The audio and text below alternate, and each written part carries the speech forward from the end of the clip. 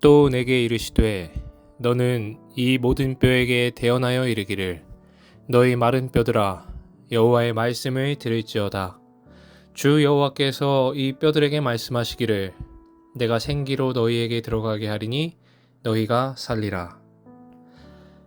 금리교회 성도 여러분 안녕하세요. 2022년 12월 28일 새벽기도의 말씀입니다. 우리는 이 땅에 있는 동안 항상 문제를 안고 살아갈 수밖에 없습니다.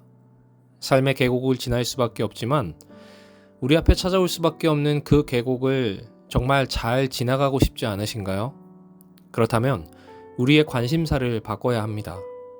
삶의 상황에만 초점을 맞추면 안 됩니다.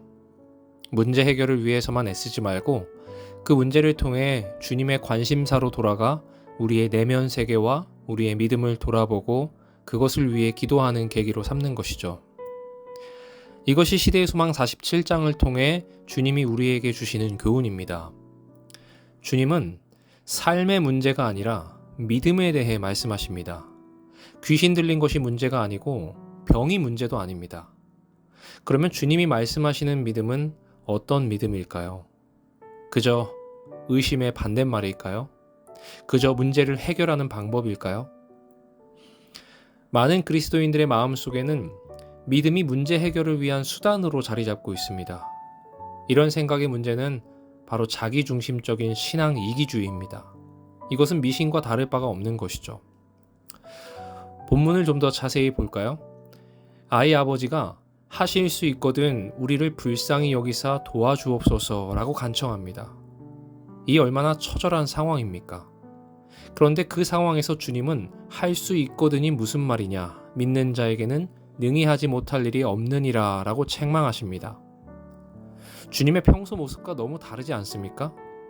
지금 말꼬리를 잡으실 때일까요? 그 아비의 심정을 충분히 아시는 주님이 그저 고쳐주시면 될 텐데 왜 이렇게 책망하시는 것일까요?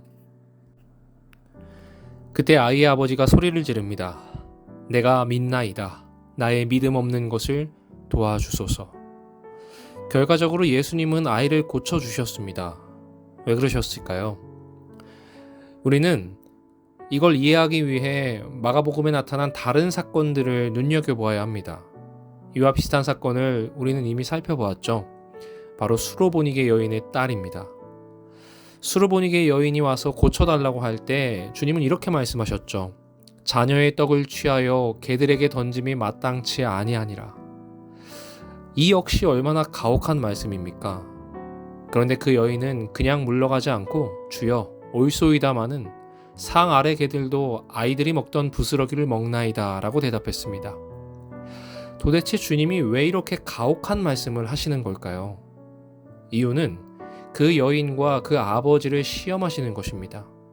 믿음이 있고 없음을 시험하신 것이 아니라 그들의 믿음을 성장시키고 제자들에게 믿음에 대해 가르쳐 주시고자 그들을 함께 교육의 현장으로 밀어넣고 계신 것이죠. 이 역시 마찬가지입니다. 예수님은 그 아버지의 간절한 마음을 보기 원하셨던 것입니다. 이 아버지의 믿음은 한마디로 겸손한 믿음이었습니다. 그저 자신의 문제를 해결받기 위한 이기적인 믿음이 아니라 하나님 앞에 정말 마음을 낮춘 겸손한 믿음이었습니다. 이 아버지는 자식의 문제로 인해 마음이 낮아질 대로 낮아졌습니다. 오직 주님만 바라보는 마음이었죠. 이것이 바로 본문이 말씀하는 믿음입니다.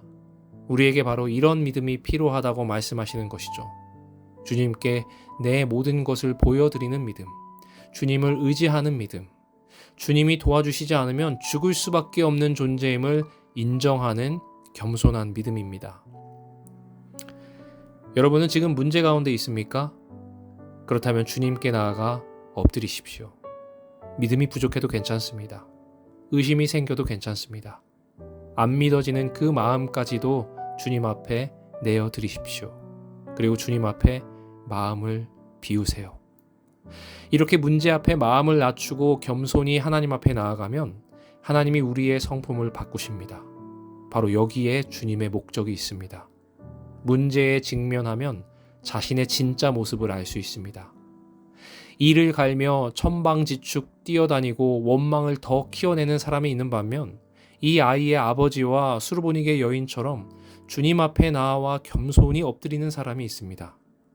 정말 가난한 마음으로 주님만 바라보고 주님께 엎드리는 사람은 문제 해결보다 더 큰 선물을 받습니다. 이것이 주님이 의도하시는 결과입니다. 이것이 주님이 우리에게 원하시는 믿음인 것이죠. 수르보니게 여인과 이 아버지의 성품을 한번 상상해 보십시오. 욕심이 가득했을까요? 원망에 쌓여 있었을까요? 그들은 다 같은 이방인들이었지만 하나님 앞에 겸손히 엎드렸습니다. 서기관들과 바리새인들은 한없이 마음을 높이고 있을 때 이들은 겸손히 엎드려 주님께 나아옵니다. 나의 믿음 없음을 도와주세요. 주여, 올소이다마는 개들도 아이들이 먹던 부스러기를 먹나이다. 이제 이러한 상황까지 몰고 가신 주님의 의도를 이해하시겠습니까? 주님의 관심사는 우리의 믿음입니다. 참 믿음은 어떤 믿음일까요? 문제를 해결하는 도깨비 방망이의 믿음이 아니라 우리의 성품을 변화시키는 믿음입니다. 이 아침 우리 모두가 이러한 믿음을 소유하게 되시기를 간절히 바랍니다. 오늘의 기도 제목을 말씀드리겠습니다.